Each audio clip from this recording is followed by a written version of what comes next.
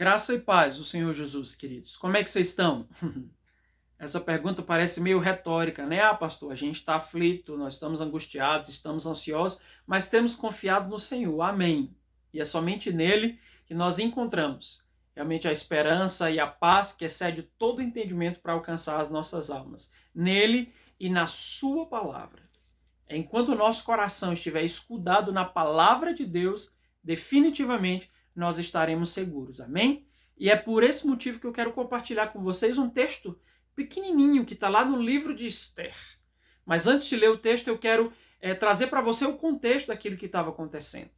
O povo de Israel estava passando pelo tempo do cativeiro e ali, naquele momento, havia um homem que era inimigo dos judeus e ele decidiu e conseguiu ganhar o favor do rei a fim de que o povo de Israel pudesse ser eliminado completamente da face da terra ali no cativeiro, sem direito a qualquer tipo de revanche, sem direito a qualquer tipo de defesa.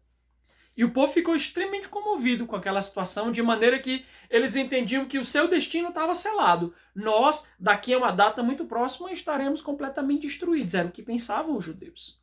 E um homem, entendendo, discernindo espiritualmente aquele momento, um homem chamado Mordecai, ele convocou a rainha Esther, que até então estava no palácio do rei, estava segura no palácio do rei. Ele entendeu como a posição dela ela era privilegiada e aquilo que ela precisava fazer verdadeiramente diante de Deus. Então Mordecai, ele manda falar isso a Esther. Esther, capítulo 4, verso 11, ele diz: todos os servos, Esther fala para Mordecai: todos os servos do rei e o povo das províncias do rei sabem que para qualquer homem ou mulher que sem ser chamado entrar no pátio interior para avistar-se com o rei, não há senão uma sentença, a de morte, salvo se o rei estender para ele o cetro de ouro para que viva. E aí, nesse momento, Esther estava dizendo: eu não posso ir lá porque se alguém entrar na presença do rei sem ser chamado, esse alguém tem uma sentença de morte sobre si. Então, eu definitivamente lavo as minhas mãos e não posso fazer nada pelo povo judeu. E Mordecai manda uma resposta para ela que você vai ver lá no versículo de número 13. Ele diz: não imagines que por estares na casa do rei, só tu escaparás entre todos os judeus. Porque se de todo te calares agora, de outra parte se levantará para os judeus socorro e livramento. Mas tu e a casa de teu pai perecereis, e quem sabe se para conjuntura como esta é que foste elevada rainha. Amados, o momento que nós estamos vivendo é um momento de crise. Isso é fato. E é em crise em diversos aspectos. A nossa situação, né, ela não é muito diferente das dos judeus. É claro que não existe um decreto de morte, mas eu falo no sentido de conjuntura, da tensão, da angústia, da ansiedade.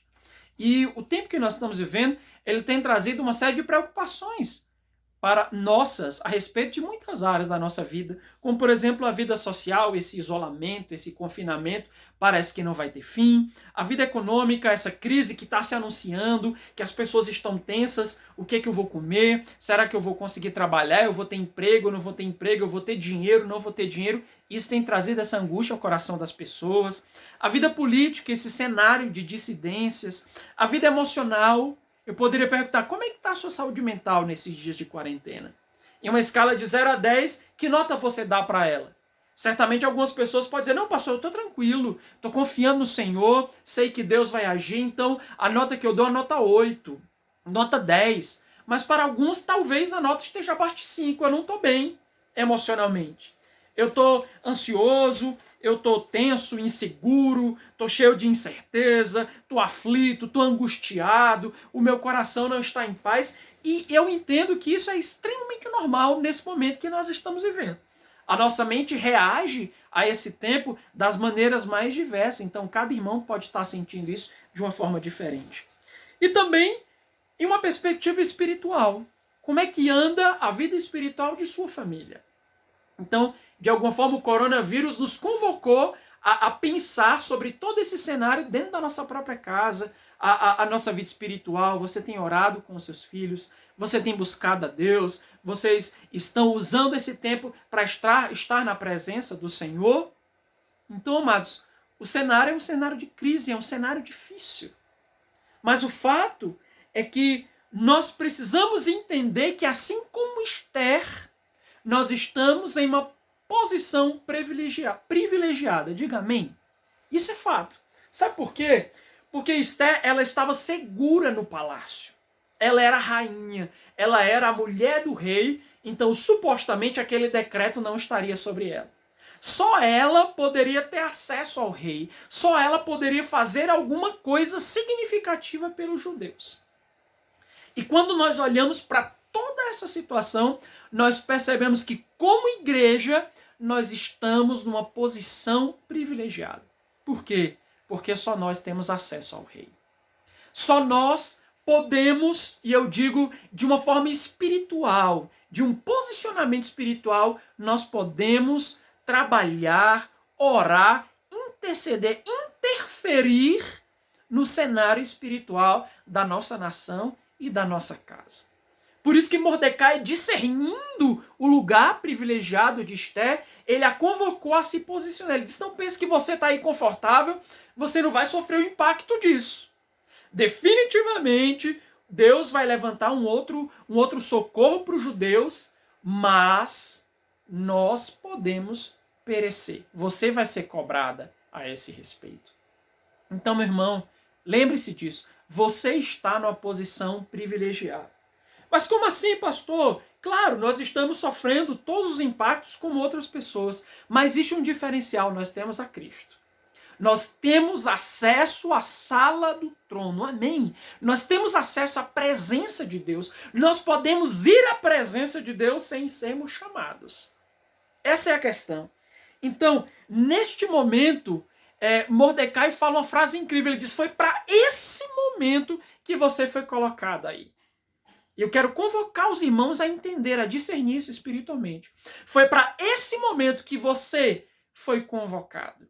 É para essa hora que nós fomos chamados. Não podemos nos acovardar, não podemos ficar de braços cruzados, não podemos apenas ficar à mercê daquilo que vemos na televisão, nas redes sociais. Nós, como igreja, precisamos nos posicionar. Foi para essa hora que nós fomos chamados, foi para essa hora que Deus te colocou na posição em que você está. Mas para que mais especificamente, pastor? A primeira coisa, foi para essa hora que Deus te chamou para ajuntar a tua família. E o que isso significa? É tempo de reconciliação, meu irmão. A Bíblia diz em Malaquias que o Senhor mandaria nos últimos dias, né? Nos últimos dias, Elias, a fim de que ele convertesse o coração dos pais aos filhos, dos filhos aos pais, para que o Senhor não viesse e ferisse a terra com maldição. E nós percebemos o peso do que está acontecendo. E certamente isso tem uma íntima relação com a desestruturação familiar que temos observado nesses dias. E espiritualmente falando, é tempo de reconciliação. Ajunte a sua família, junte os seus filhos, convoque-os nesse instante, reconcilie-se com eles, converta o seu coração aos seus filhos e como resposta eles converterão seus corações a vocês pais, a fim de que vocês como família sejam restaurados no Senhor. É tempo de convocação, segundo lugar, para a restauração do altar. Como está o altar na sua casa? Como é que está o altar de Deus na sua vida, meu irmão? Então atente para isso, em nome de Jesus. Muitas pessoas não estão atentas, estão ainda dormindo, acreditando que isso se trata apenas de uma questão biológica. Nós entendemos que existe um fator biológico, mas há uma série de outras coisas em jogo. E uma delas é isso. Como está o seu altar? Foi para isso, esse é o tempo para o qual você foi chamado, para levantar um altar. Levantar um altar de quê, pastor? De sacrifício, de adoração, de busca a Deus, de oração, de intercessão. Deus te convocou para arrependimento, para orar, para buscar a Ele, para se arrepender e principalmente como família, a fim de que vocês em Cristo possam restaurar o altar na sua casa. Quantos altares estão quebrados? Quantos altares estão cheios de cinzas? Há quanto tempo a Bíblia está empoeirada na sua estante e você não tem buscado a Deus esse tempo, meu irmão? Então, para este momento fomos chamados para interceder, para clamar, se o meu povo que se chama pelo meu nome se humilhar, orar a mim, me buscar, se converter dos seus maus caminhos, então eu ouvirei do céu, sararei a sua terra, né? Eu perdoarei os seus pecados e sararei a sua terra.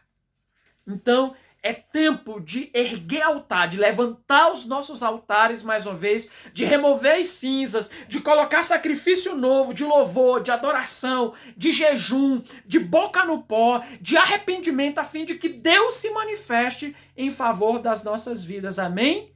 Especificamente da nossa casa, dessa cidade, desse estado, desse país e desse mundo, em nome de Jesus. Para este momento também, nós fomos chamados para usar a nossa fé. Mordecai estava convocando Esther a assumir um passo de fé, a se posicionar diante do rei, daquela situação. Ele, em outras palavras, está dizendo, você não pode ficar escondida. Você não pode ficar aí achando que não tem nada a ver com você. Você não pode ficar aí achando que só porque você não é médico, não é enfermeiro, não é da saúde, você não pode fazer alguma coisa. Mordecai, de alguma maneira, ele estava convocando Esther a se posicionar a fim de que a contribuição dela pudesse fazer diferença naquele momento de crise na nação. E esse também é um chamado para nós. Nós precisamos usar a nossa fé. Queridos, nós temos ouvido de tanta gente, de tanta angústia, de tanta ansiedade, de tanta certeza, de tanto temor no coração das pessoas, que isso tem nos assustado. E olha que coisa poderosa! Deus nos está convocando a nos posicionarmos para quê? Para que possamos pregar a esperança. E a nossa esperança é uma pessoa e tem um nome, e essa pessoa é Jesus. Você está num lugar privilegiado, junto do rei, a fim de que você possa, em Cristo Jesus, pregar essa esperança.